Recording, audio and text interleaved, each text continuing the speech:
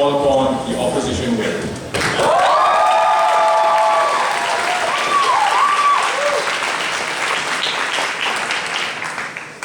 Mr. Speaker, giant stone head, who I'm using as a lectern. In Mogadishu in 1992, one dead American pilot was dragged through the streets for everyone to see on TV, and Bill Clinton was forced to leave Somalia and let the country burn. He was forced to not go into Rwanda and let people die in their hundreds of thousands. That's the gap between learning with empathy about conflict and seeing the visceral reaction of the brutality. That's the disproportionality. That's what we told you in our extension leads to a situation where people lose the ability to make fair utilitarian calculuses. That's where you lead to a situation where instead of people empathising with the horrors that they hear and that they see about, the people instead are overridden by a visceral reaction. People are led into the trap of privileging one American life over the lives of the thousands and millions of Somalis who died in 1992 and have been dying for 17 years since. Mr. Speaker, I'll ask two questions. Firstly, how do we enter wars? Secondly, how do we fight wars? To the first, no thank you. We heard from the closing government that it's necessary to have full and proper information to make a proper decision. They said that euphemisms are a problem. We say firstly, if you don't like euphemisms, that's an example for good, an argument for good journalism that doesn't use them. But secondly, that is an argument for the media to not report government spin verbatim, not an argument to show graphic reporting. Secondly, we heard from Shanu a lot of deliberately, I assume, misleading language when he said, you can never understand when you look at spreadsheets. I don't know when the last time he read a report of the Iraq War was, but I didn't see any freaking spreadsheets attached to it. What I saw was the use of the English language to convey what occurs in wars and to convey what goes on in wars, but not graphic pictures that invoke not empathy within the people that see those graphic pictures, but a visceral reaction that overrides their rationality, that makes them force their leaders to do things that condemns other people to death because of their natural reaction to privilege their brother or their sister or their mother or their father over hundreds of thousands of other people potentially.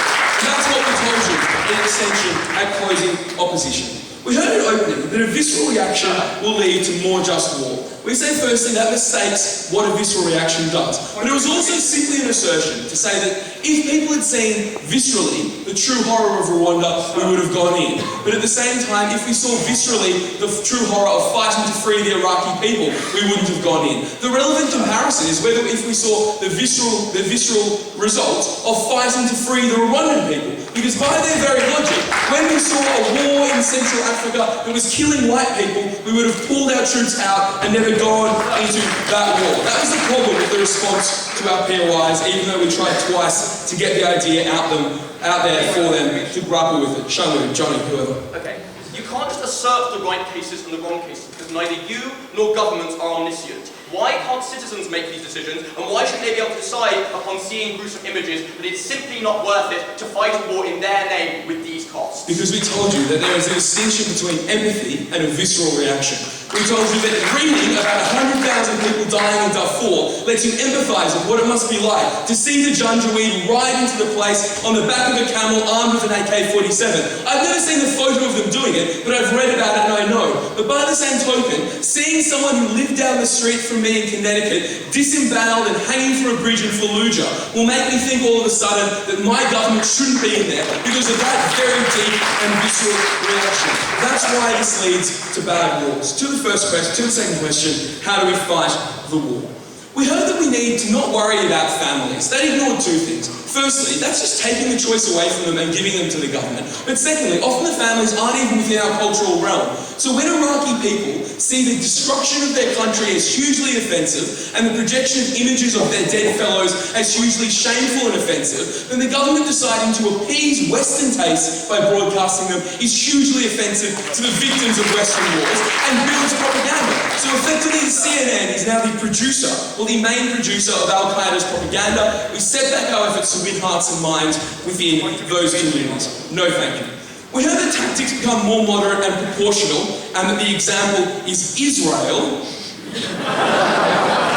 So, the war in Gaza in 2009, yeah. But we also say that one of the things, and we told you this in extension, that governments do, is necessarily realise that their people will have a bigger visceral reaction to seeing one of their own troops dead than to seeing the opposition dead. So they'll be more likely to use use tactics that kill the opposition and are more indiscriminate about killing the opposition if they can save their people on the ground. That is called the Mogadishu factor, Mr. Speaker. That is why the United States moved from putting troops in the ground, from running the risk of a Black Hawk being down, and instead used predator drones to attack things that may or may not have been weapons.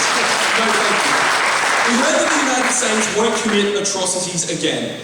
Odd that the examples we heard, like My Lai, like the torture of Guantanamo, like extraordinary rendition, were all ended by our existing accountability processes. Because the thing the opposition forgot is that Barack Obama and the US House of Representatives Intelligence Committee don't get their reporting from CNN. They have access to the graphic content, they can see it, they can weigh it up, and they make the decision, no thank you, they make the decision and they hold the people accountable. So we're not saying that we should censor the report into a torture that occurred over and above what should have happened. We're not saying we censor the report provided to military intelligence about a potential massacre. We're saying we don't release the report to the public. And that's why Barack Obama has been able to stop extraordinary rendition and stop torturing people at Guantanamo without releasing videos of people doing it. To say that Christopher Hitchens, who was like grandstanding by getting himself waterboarded, somehow taught us something was silly. He was like doing this after the tide had obviously turned, after Barack Obama had turned back the policy, and when we all already knew what waterboarding did and what waterboarding hurt people. But we also told you this in extension, that when there are going to be wars and conflict, if we don't fight, the conflict doesn't cease to exist. If we didn't go into Rwanda, it didn't mean that conflict didn't occur. If we can't fight the war in Iraq the way that we want to, it doesn't mean that conflict will occur. It means that conflict will be passed to actors that are less likely to be accountable under this policy. So America will use more mercenaries. America will choose to arm brutal warlords in Afghanistan instead of fighting the war there itself, because this policy will cripple the ability of its citizens to support the war and support necessary tactics. So, Mr. Speaker, there is a distinction between empathizing by reading about what happens in a war and knowing about what happens in a war, and having the visceral reaction that people have to seeing their loved ones brutalized, broadcast across the world, and in doing so stopping us from fighting wars well, stopping us from fighting wars when we need to, and ultimately leading utilitarianly to more people dying in worse ways.